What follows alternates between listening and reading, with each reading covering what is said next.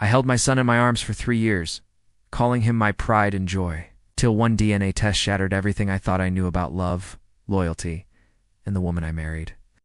My name is Michael, and I'm 34 years old. 3 years ago, I thought I had it all figured out. Beautiful wife named Sarah, a gorgeous little boy named Jake, and what I believed was the perfect marriage. But let me take you back to where it all began, because the foundation of every great betrayal is built on what seems like the most solid ground. I met Sarah when we were both 26, at a friend's barbecue on a sunny Saturday afternoon in July. She was wearing this yellow sundress that made her look like pure sunshine, and when she laughed at my terrible joke about burnt hamburgers, I knew I was done for. Sarah had this incredible ability to make everyone around her feel like they were the most important person in the room. Her smile could light up a stadium, and her laugh, God, her laugh was infectious. We started dating immediately. Those first few months felt like a fairy tale. Sarah was everything I'd ever wanted in a partner. Intelligent, funny, caring, and absolutely gorgeous. She worked as a marketing coordinator for a small tech startup, and I was doing pretty well as a project manager for a construction company. We complemented each other perfectly, where I was practical and methodical. She was spontaneous and creative. Where she was sometimes scattered, I helped keep her grounded. 6 months in, we moved in together. It felt natural, effortless. Sarah would surprise me with my favorite dinner after long days at work, and I'd bring her coffee in bed every morning before she had to rush off to her office. We talked about everything: our dreams, our fears, our plans for the future. She wanted kids someday, a house with a white picket fence, maybe a dog. I wanted all of that too, especially with her. Around this time, I also reconnected with my best friend from college. David. We'd lost touch after graduation, but when he moved back to town for a new job, it was like no time had passed at all. David was one of those guys everyone loved. Charming, funny, the life of every party. In college, he was the one who could talk his way out of any trouble and into any girl's heart. But he was also loyal, or so I thought. We'd been through everything together. Failed exams, broken hearts, too many nights drinking cheap beer and solving the world's problems. Sarah and David got along great, which made me happy. There's nothing worse than when your partner doesn't like your best friend, or vice versa. David would come over for dinner. We'd all hang out watching movies, go to concerts together. He became part of our little unit. Sarah would joke that she had 2 boyfriends now, and David would laugh and say he was just borrowing me. It all seemed so innocent, so perfect. 2 years into our relationship, I proposed. I'd been planning it for months, working with a jeweler to design the perfect ring. I proposed at the same park where we'd had our first official date, under the oak tree where we'd carved our initials. Sarah cried, said yes through her tears, and I felt like the luckiest man alive. The wedding was everything Sarah had dreamed of. Small and intimate, just our closest family and friends. David was my best man, of course. Gave this beautiful speech about love and friendship that had everyone in tears.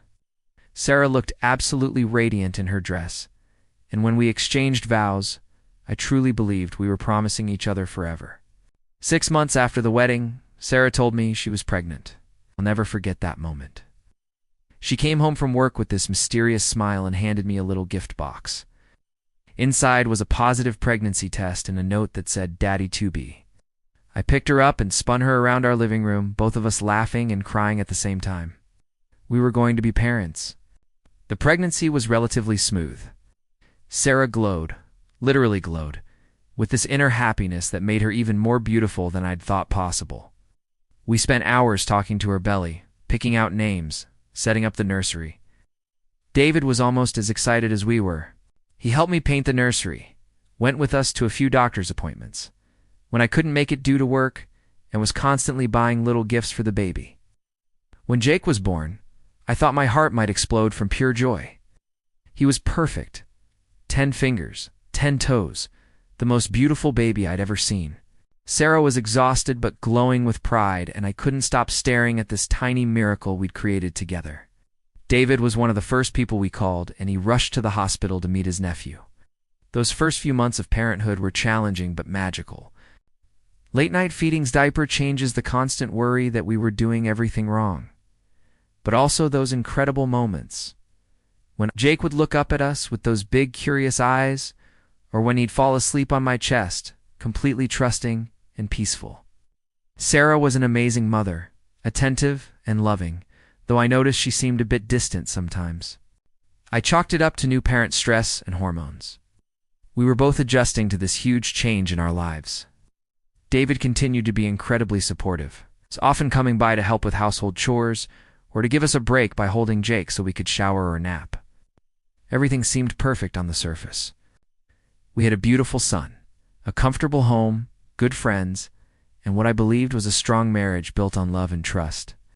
I looked at my little family and felt this deep sense of contentment and pride. This was what I'd worked for, what I'd dreamed of. But you know what they say about things that seem too good to be true. Sometimes the most beautiful facades hide the ugliest truths. And I was about to discover that the life I'd built was constructed on lies so devastating that they would shake the very foundation of who I thought I was. You know how they say hindsight is 20/20? Looking back now, I can see all the red flags that I completely missed at the time. But when you trust someone completely, when you love them with every fiber of your being, you don't look for signs of betrayal. You explain away the inconsistencies. You give them the benefit of the doubt. You believe their explanations because the alternative is simply unthinkable. The first thing I noticed was how Jake looked nothing like me. Now, I know what you're thinking. Babies change. Genetics are funny. He could look like Sarah's side of the family. And that's exactly what I told myself for months. Sarah's brother had darker hair. Her father had those same deep brown eyes that Jake was developing. It made perfect sense. But people started commenting.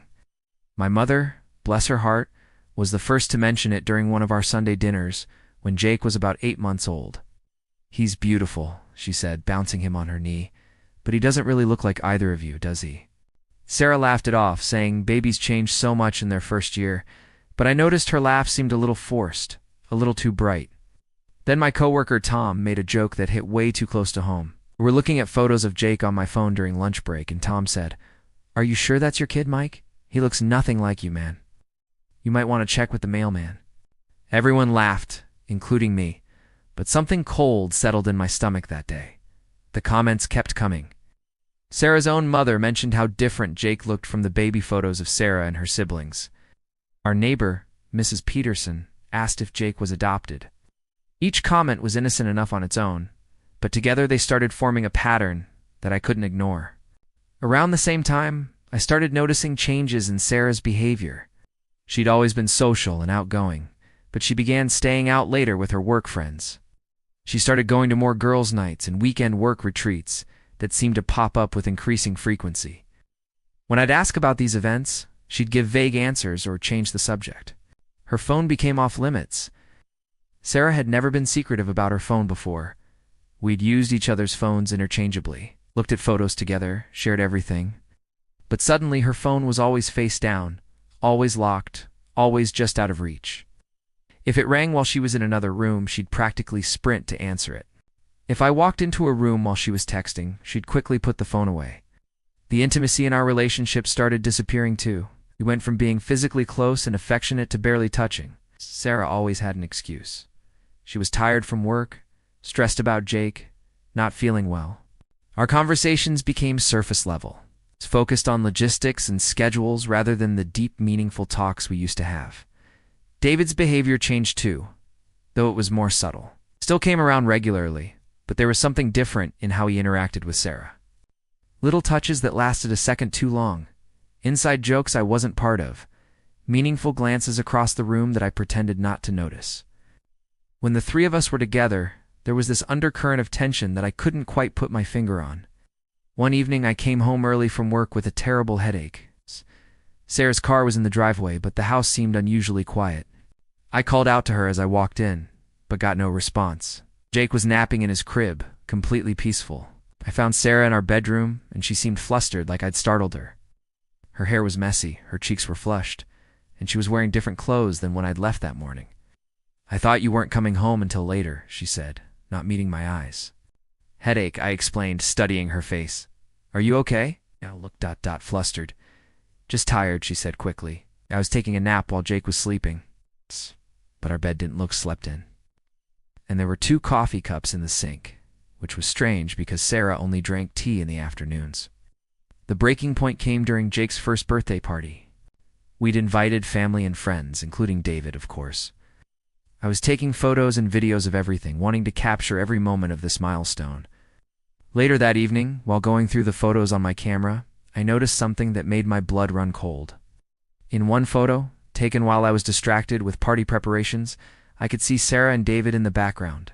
They were standing close together, too close for casual friends. David's hand was on Sarah's lower back in a way that was unmistakably intimate, and she was leaning into him with a look of longing, love. It was the way she used to look at me. I stared at that photo for what felt like hours, zooming in, trying to convince myself I was seeing things that weren't there. But the evidence was right in front of me, captured in digital form, impossible to deny. That night, after everyone had gone home and Jake was asleep, I confronted Sarah about the photo. She looked at it for a long moment, and I watched her face carefully, hoping to see confusion or innocent explanation. Instead, I saw guilt. Pure, unmistakable guilt. "It's not what you think," she said quietly, but her voice lacked conviction. "Then tell me what it is," I said, my heart pounding so hard I could hear it in my ears. She couldn't meet my eyes. David was just ... being supportive. I was overwhelmed with the party and everything. Supportive, I repeated. "Sarah, this looks like ... Like what?" She challenged, but there was fear in her voice now. "Like you're having an affair." The words hung in the air between us like a loaded gun. Sarah's face went pale, and in that moment of silence that stretched between us, I knew. I knew that my worst fears were about to be confirmed, and that everything I thought I knew about my life was about to come crashing down around me. The weeks following that confrontation were the darkest of my life. Sarah denied everything, of course. She swore on Jake's life that nothing had happened between her and David, that I was being paranoid and jealous for no reason. She cried, she pleaded, she turned the situation around and made me feel like the villain for even suggesting such a thing. "How could you think that of me?" she sobbed. "After everything we've been through together, after the life we've built, how could you believe I would do something like that?" And for a while, I wanted to believe her. God, I wanted to believe her so badly that I almost convinced myself I was losing my mind. Maybe I was being paranoid. Maybe the stress of work and new parenthood was making me see things that weren't there. Maybe that photo really was just an innocent moment between friends, and my suspicious mind had twisted it into something sinister. But doubt, once planted, grows like a weed, spreads through every interaction, every memory, every moment of your relationship. I started remembering things differently. Those late nights Sarah spent working, the way David always seemed to know details about our lives that I hadn't shared with him. How Sarah would sometimes mention conversations she'd supposedly had with her girlfriends that sounded suspiciously like things David might have said. I became hypervigilant, analyzing every text message Sarah received, every phone call that made her step outside, every time she seemed distracted or distant. I felt like a detective in my own home, and I hated myself for it. This wasn't the man I wanted to be. This wasn't the marriage I wanted to have. The turning point came when I was looking through old photos on my laptop, trying to create a digital album for Jake's first birthday. I was going through pictures chronologically, watching our little family story unfold in snapshots. There were photos from Sarah's pregnancy, pictures of us painting the nursery, images from Jake's birth, and hundreds of photos from his first year of life. But as I looked at them with fresh eyes, with suspicion clouding my vision, I started seeing things I'd never noticed before. In photo after photo, Jake looked nothing like me. Nothing. His facial structure, his eyes, his hair color, everything was different. And while babies don't always look like their parents right away, Jake was now over a year old. And the differences were becoming more pronounced, not less. I found myself Googling things I never thought I'd search for. When do babies start looking like their fathers? Paternity signs in toddlers? How accurate are DNA tests? Each search led me deeper down a rabbit hole of doubt and fear. The final straw came during what should have been a happy family moment. We were at the playground, and Jake was playing on the swings while Sarah and I watched.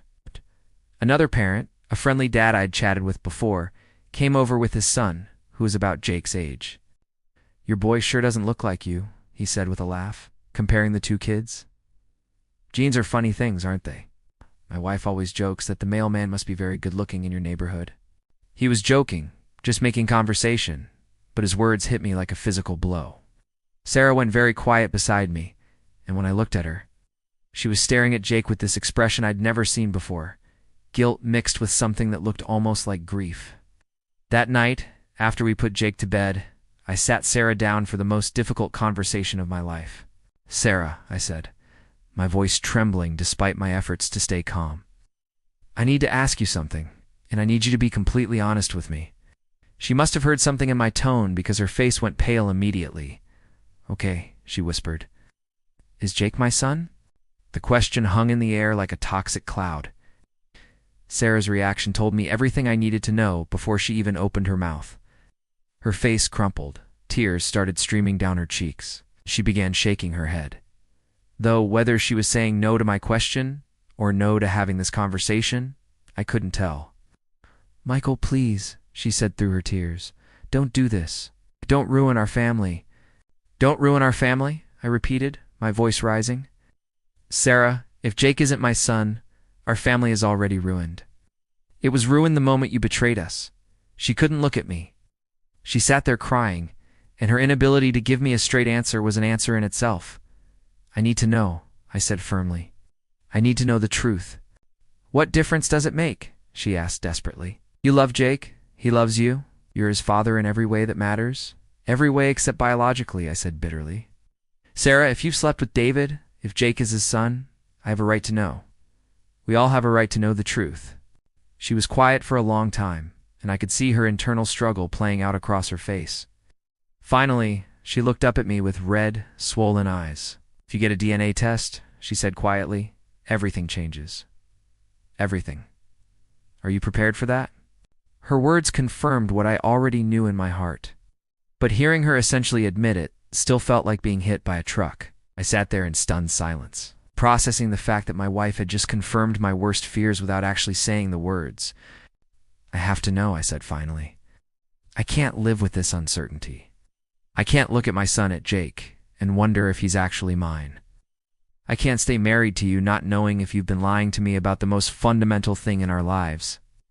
Sarah nodded slowly, defeat written across her features. "'Kay," she whispered. "Okay." The next morning, I researched DNA testing companies. I read reviews, compared accuracy rates, looked into turnaround times. It felt surreal, ordering a paternity test for the child I'd been calling my son for over a year. But I had to know. Whatever the consequences, whatever it meant for our marriage, our family, our future, I had to know the truth. When the testing kit arrived 2 days later, I held it in my hands and realized there was no going back. Whatever this little box revealed would change everything forever. The DNA testing kit sat on my kitchen counter for 3 days before I could work up the courage to use it.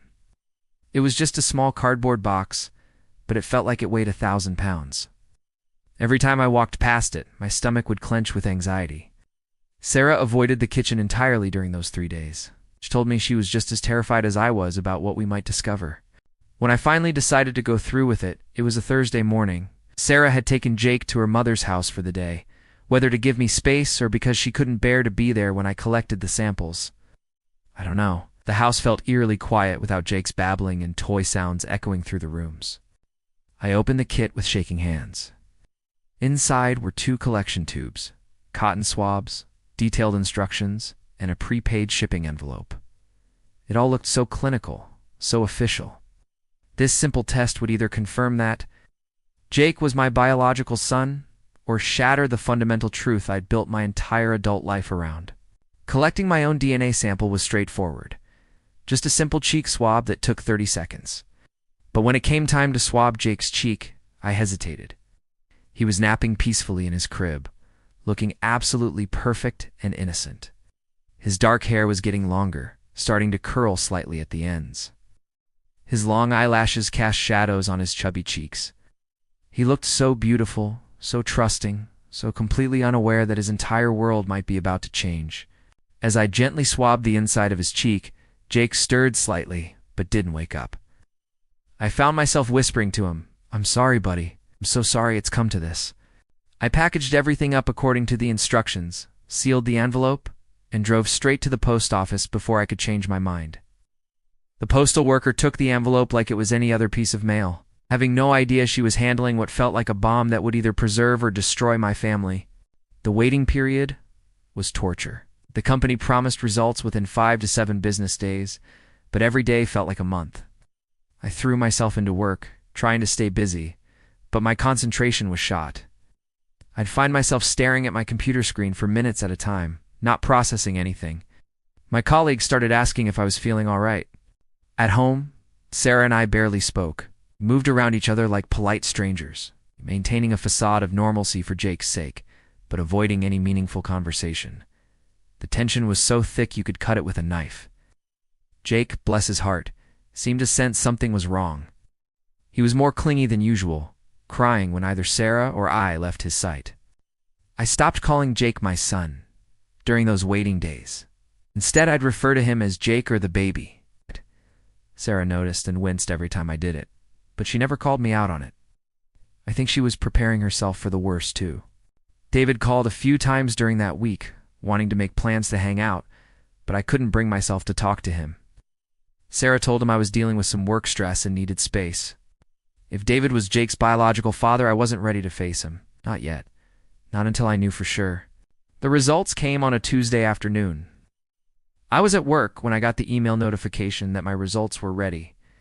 My hands were trembling so badly, I could barely type my password to log into the website.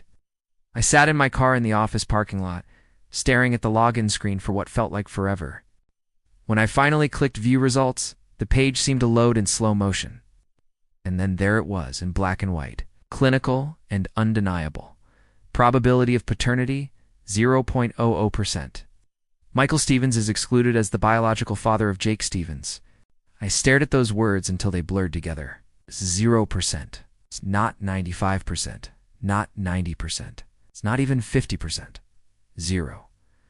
There was absolutely no chance that Jake was my biological son. My phone started ringing, but I couldn't move to answer it. Everything felt surreal, like I was watching this happen to someone else. The child I'd held in the delivery room, the baby I'd fed at 3 a.m., the toddler who'd taken his first steps toward me, he wasn't mine. Biologically speaking, he had never been mine. I don't remember driving home. I must have, because somehow I ended up in my driveway, still clutching my phone with the test results displayed on the screen. Sarah's car was there, which meant she and Jake were home. I sat in my car for probably 20 minutes, trying to process what this meant for all of us. When I finally walked into the house, Sarah took one look at my face and knew. She was sitting on the living room floor with Jake, helping him stack blocks. But when she saw me, all the color drained from her face. "You got the results?" she said quietly. It wasn't a question.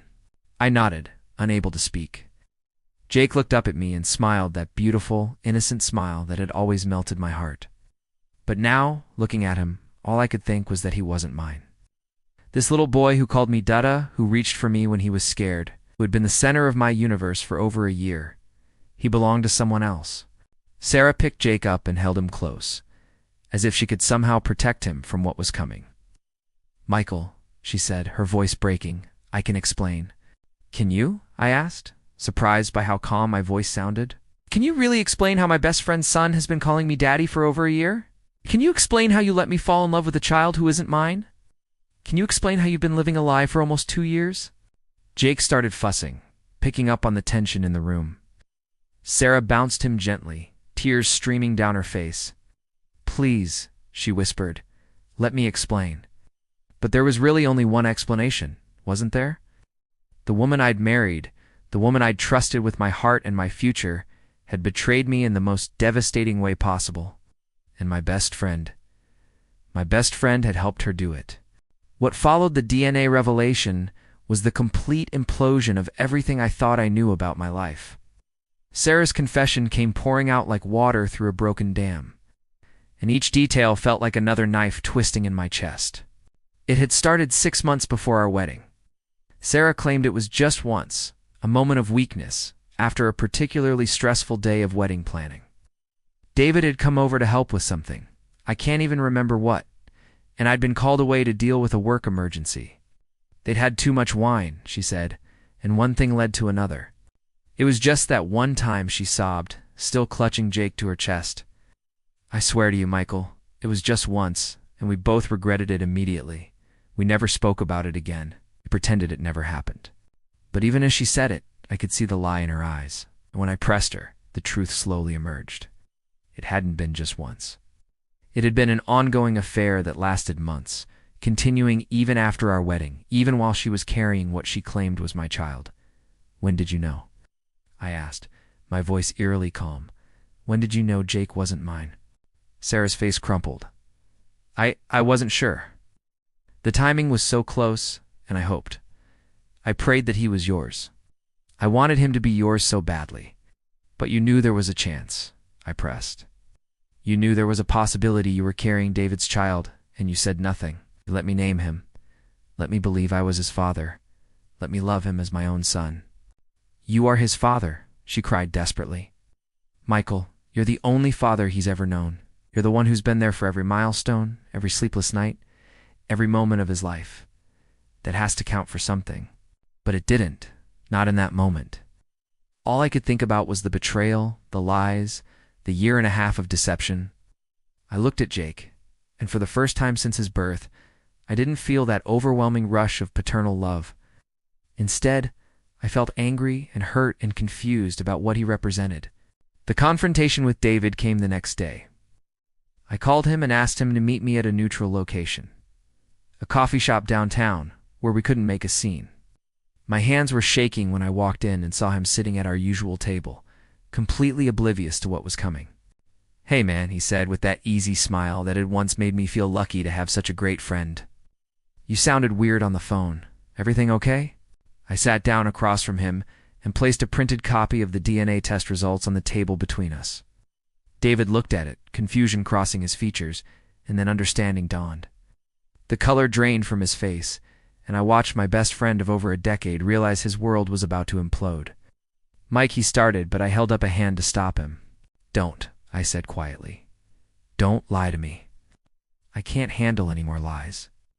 David stared at the paper for a long time, and I could see him weighing his options: deny, minimize, or tell the truth. You looked. Finally, he looked up at me, and I saw something I'd never seen in his eyes before. Genuine shame. I'm sorry, he whispered. God, Michael, I'm so sorry. Sorry for what exactly? I asked. Sorry for sleeping with my wife. Sorry for fathering my son. Sorry for lying to my face for almost 2 years. Which part are you sorry for, David? He flinched with each accusation. All of it. I'm sorry for all of it. It was never supposed to happen, and once it did, we didn't know how to tell you. So you just decided not to, I said bitterly. You decided to let me raise your child? Let me pay for his food and clothes and medical bills? Let me lose sleep and change diapers and worry about his future, all while knowing he wasn't mine. You love him, David said desperately. I've seen you with Jake. You love that kid more than anything in the world. Dunt. Doesn't that matter more than biology? And that question hit me like a physical blow because he was right. I did love Jake. Even sitting there, even knowing the truth, I still loved that little boy with every fiber of my being. But that love was now tainted with betrayal and confusion and anger that I didn't know how to process. You stole that from me, I said, my voice breaking for the first time. You stole my right to choose. You stole my right to know the truth about my own family. You let me live a lie for over a year. The conversation deteriorated from there. David alternated between apologizing and trying to justify what they'd done. He claimed they'd been planning to tell me, that they'd been trying to find the right way and the right time. But how do you find the right time to tell someone their entire life is built on a lie? When I got home, Sarah was packing. Not everything, just a suitcase with clothes for her and Jake. She looked up when I walked in, her eyes red and swollen from crying. Where are you going? I asked. To my sister's, she said quietly. I think we need some space to figure out what happens next. I nodded, not trusting myself to speak. Part of me wanted to beg her to stay, to find a way to work through this together. But a bigger part of me couldn't bear to look at her, couldn't stand the sight of the woman who had destroyed my trust so completely. Jake toddled over to me, babbling happily, completely unaware that his world was changing. He lifted his arms up, wanting to be picked up, and despite everything, I couldn't resist.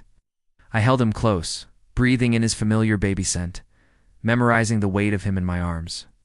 "Da-da," he said, patting my cheek with his chubby hand. And my heart broke all over again, because I didn't know if I'd ever hear him say that word again, or if I'd ever have the right to call myself his father. The 3 people I'd loved most in the world had become strangers in the span of 24 hours, and I had no idea how to navigate the wreckage they'd left behind. The months that followed were the hardest of my life. Sarah and Jake stayed with her sister for 2 weeks while we figured out what came next. Those 2 weeks felt like an eternity.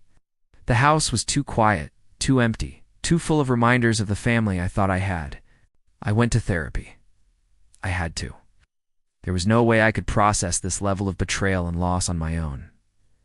Dr. Martinez helped me understand that my feelings were complex and valid, all of them.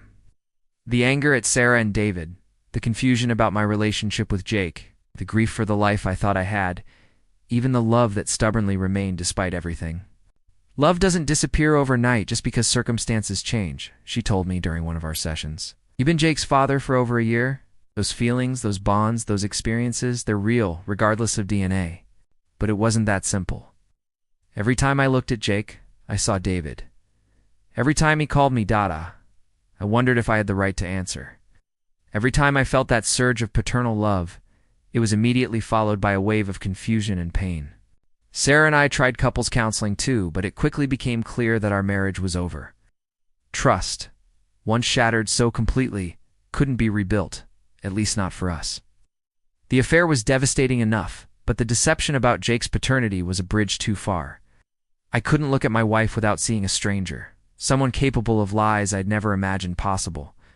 The divorce proceedings were messy and emotionally brutal. The question of custody for Jake became the most complicated part. Legally, since I was listed as his father on the birth certificate and had acted as his father for over a year, I had parental rights. But emotionally, I was torn between my love for him and my confusion about what our relationship should be. David, meanwhile, was dealing with his own crisis.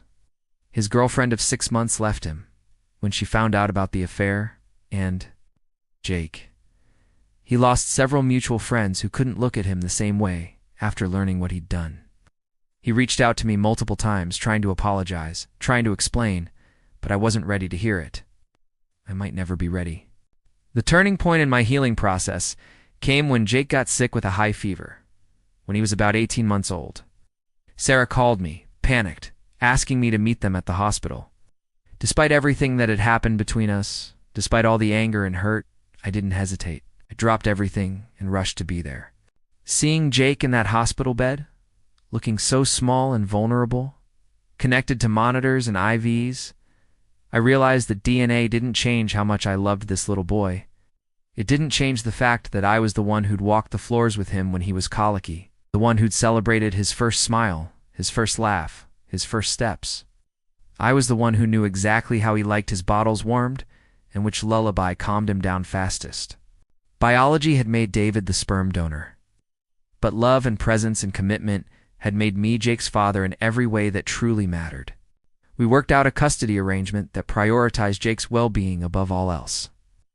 I have him 3 days a week, Sarah has him 3 days, and we alternate weekends. It's not perfect, and there are still awkward moments, but Jake is thriving.